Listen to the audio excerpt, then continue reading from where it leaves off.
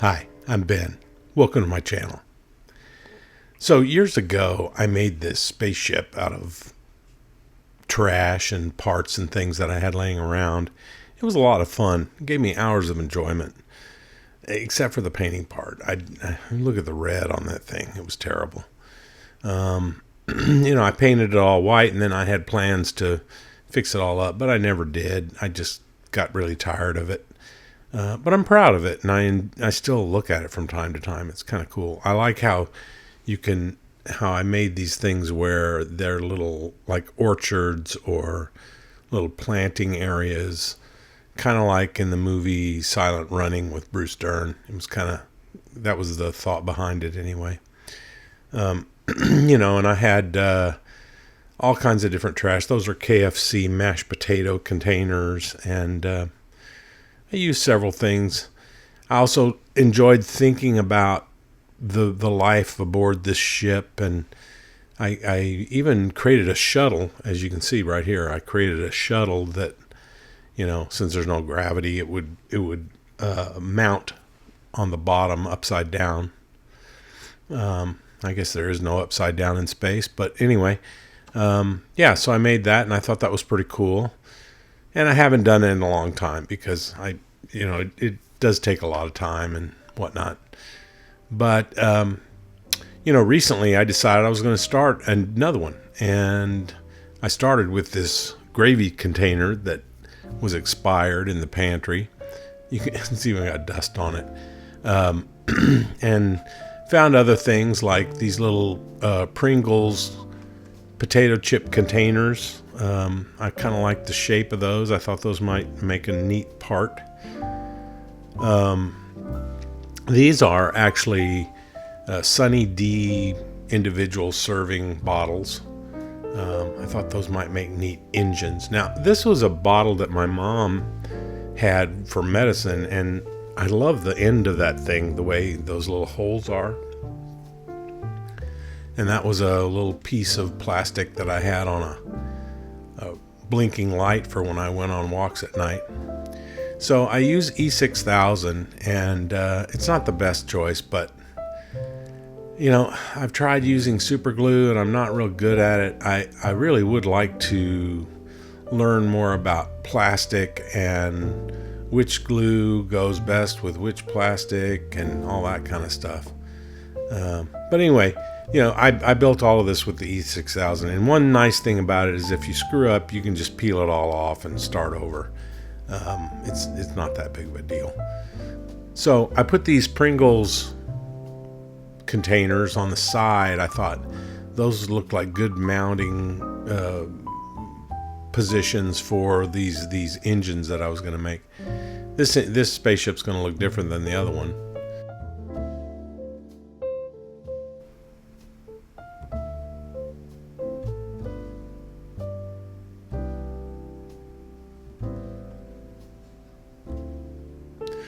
One of the things about working on a project like this, as opposed to, say, tools or something, I can sit in my office where it's air conditioned, and I can piddle around, and it takes forever. I mean, I spent hours and hours on this thing, and the end result doesn't really show it. It could have looked a lot better, but here I'm mounting those pill bottle tops to the front, and later I'm going to peel those off because I changed my mind. I don't like them.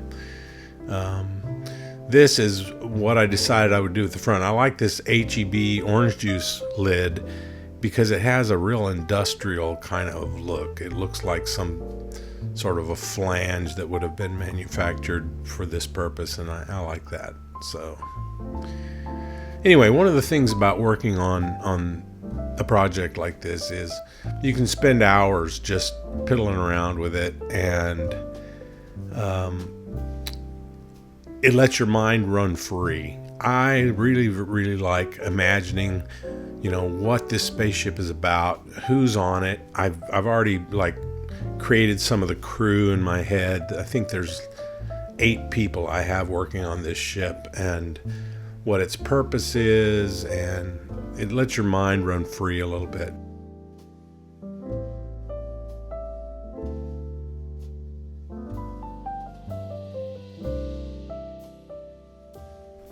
Now, this top was the top of a fabric softener. And, one of the reasons that helps to make up a story when you're working on this stuff is you get a piece of plastic like this and you think, what would that be? What would that be? And so I decided it was a, long distance scanner or like a radar type thing. And because it's got that strange 3-tiered deal, but I wanted to put something in the middle of it because it seems like it needs an antenna sticking out of the front or something like that. So this is a long process. It takes forever, and I'm sure this video is going to be boring, but you can turn it off if you don't like it. Here, I didn't really like these things, and I'm like, I want to put those. I want to put those things around the other direction. I just decided these needed to go the other way.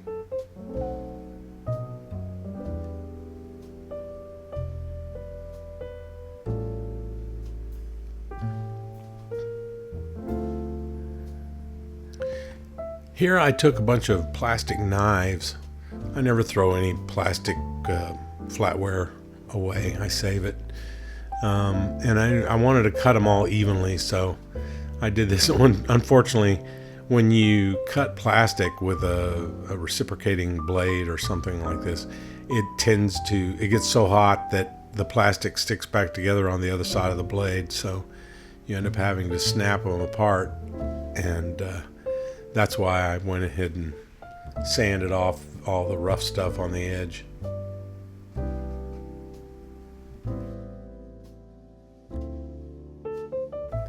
This was a part of a phone, and I don't have landlines anymore, so I took the phone apart just to see if there was any interesting parts in it, and I thought that would make a good cockpit bridge area.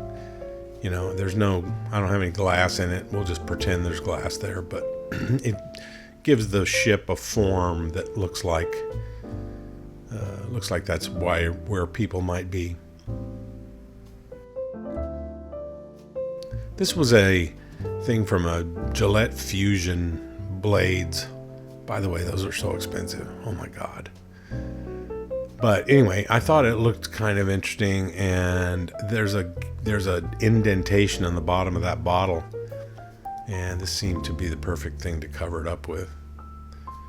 And also, when you're working on these spaceships, one of the things that you really want to do is you want to add as much detail as possible.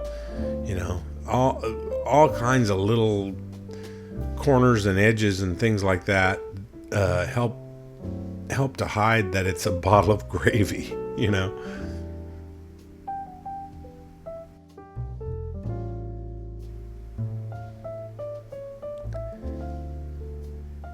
A little bit later, we're going to be painting this thing, and I got to tell you, that's where I botched it.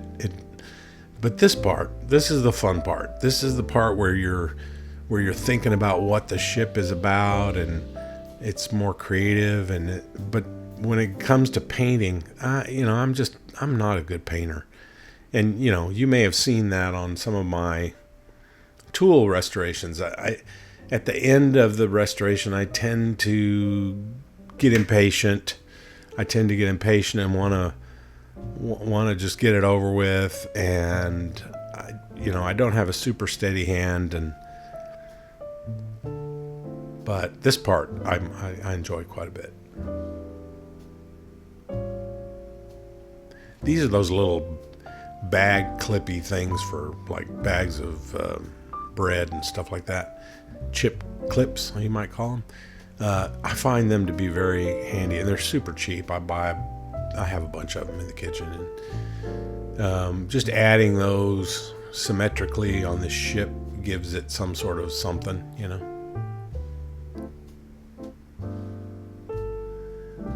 They look like good landing mechanisms, so that's what I'm doing at this point.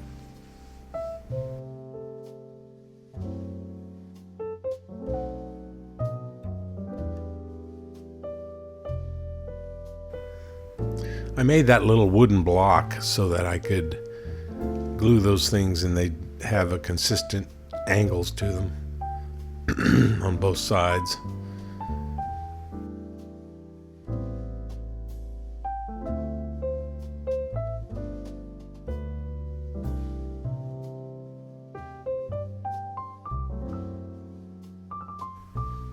I really wanted something pointy on the front of this thing. So I drilled a hole, as you can see, and then I found one of these wall anchors for when you're hanging a picture or something. And I thought I'd put that on there. Unfortunately, a little later when I'm off camera, I was working on something and it just broke off super easy. And I decided I'd put something else up there. So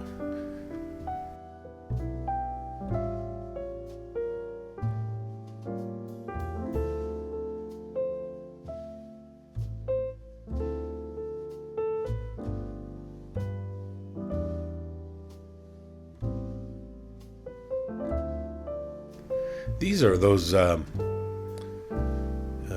whatever you call them, I guess same thing, molly bolt or something like that. But when you split them in half, they look really cool on the side of the, like some sort of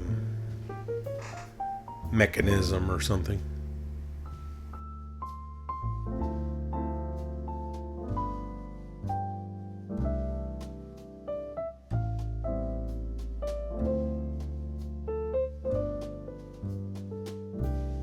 Now this was the beginnings of difficulty. I went ahead and put a coat of gray primer, and as you can see, that kind of evens everything out, and it gives you an idea of where you need to add more more detail and little tchotchkes and things, because you get a chance to see what it looks like all in one color.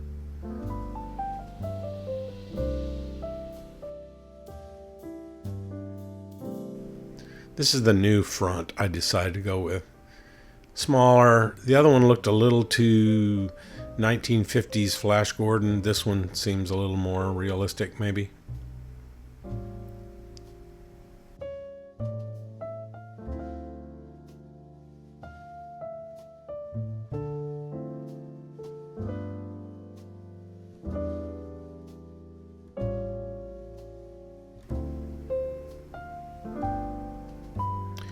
After I painted it, I realized I needed to add more stuff. It just didn't have enough stuff on it.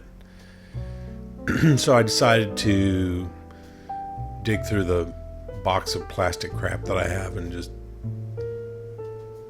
add more.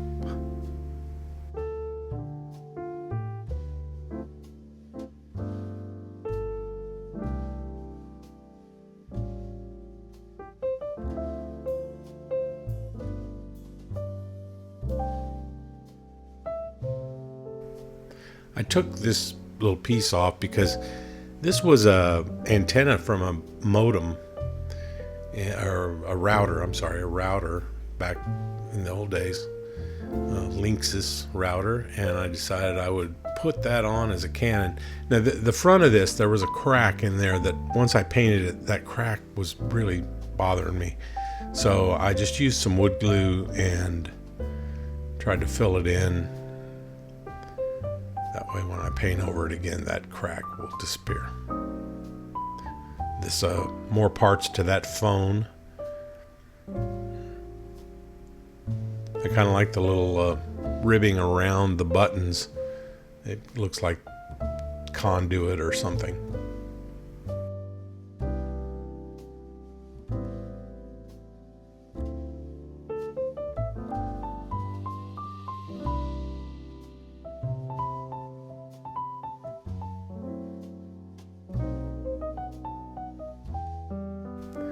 Sometimes I put stuff to hide gaps. Some of the stuff that I'm gluing on like that just hides the little space between the engine and the mount. These are Whataburger forks.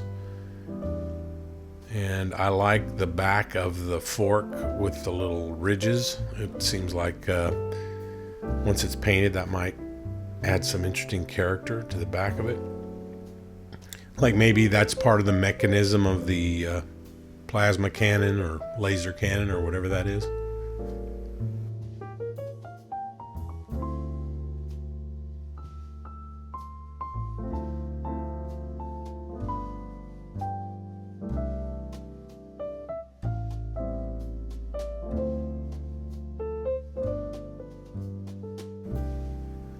I didn't like this gap, so I just put some glue there and found a piece of plastic to kind of stick over it.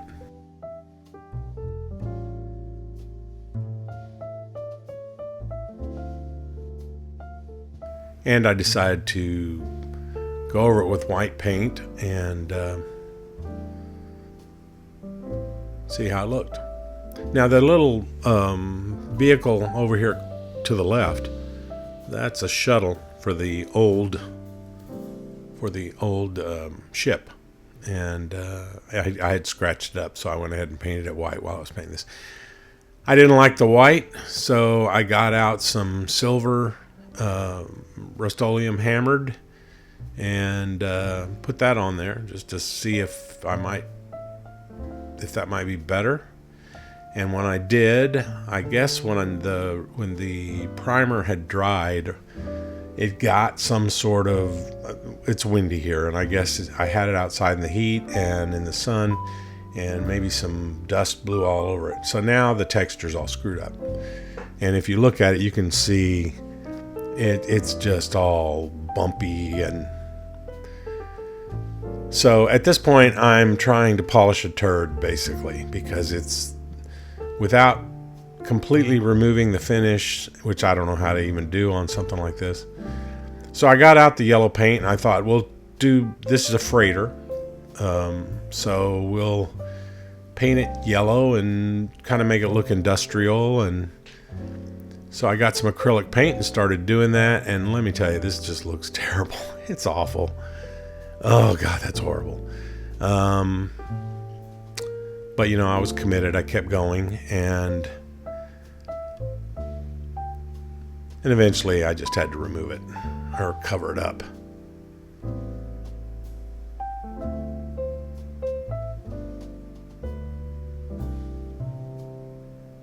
You can see the bumpiness all over the paint. So when you look at the spaceship, you just basically have to look at it from a distance and squint and go, hey, that's pretty cool.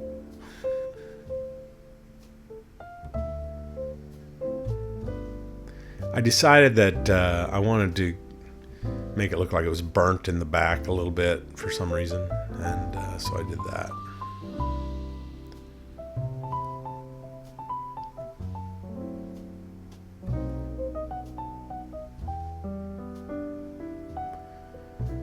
And I started adding some silver, which was really stupid because, sorry, it was like, look at the bumpiness, and it's already silver, and I'm adding a different kind of silver paint. Like, you can't even tell the difference. So, but I did use that silver paint to cover up this horrendous yellow paint job that I did. Thinking, at this point, I was confused as to whether I was going to even continue or not. I talked to my daughter. My daughter volunteered. She said, hey, why don't you give it to me, and I'll make it, I'll create a diorama and make it look like a crashed ship, with moss and stuff. And I thought, that's a pretty cool idea.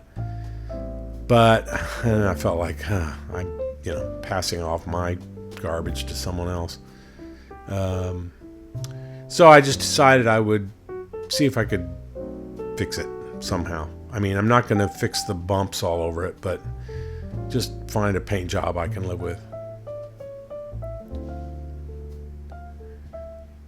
Except at this point, I'm already pretty much deciding I don't want to paint it. This is shoe polish. And I have watched Chris's Custom Collectibles, where he uses shoe polish whenever he's working on something like this, and he wipes it off with warm water, and it looks great. It looks aged and all that stuff. So I thought, hey, I'll do that. And then, that puts the blackness into the cracks of everything and shows off all the detail. So that's what I thought I'd do. Unfortunately, as you're going to see, the shoe polish doesn't wipe off. I might as well have painted it and it's all drippy and it looks like absolute garbage. This is me trying to wipe it off. But alas, not much of a change. I suppose I could have, excuse me, I suppose I could have gotten out some, 360 sandpaper or something, but there's so many nooks and crannies and hard places to get to. I just didn't think that was going to work. So, God, that looks terrible. So the next step was paint, starting over.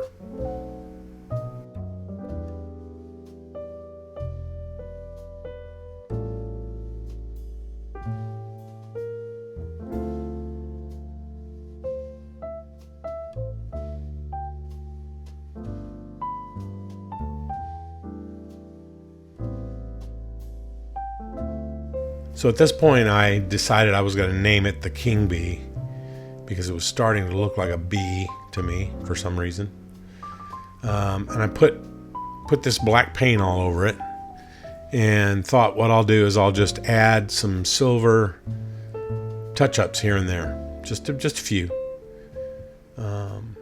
and leave it the way it is. Leave well enough alone. It's not going to be perfect, but it looks a lot better than it did 2 paint jobs ago. So there's that.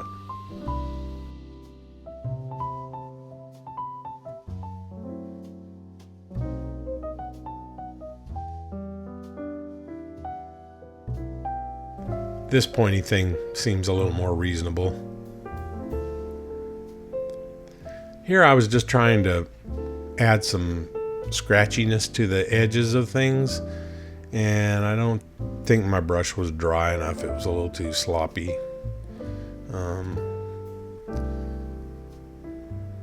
And also it would have helped if I didn't have the bumpiness all over the paint job.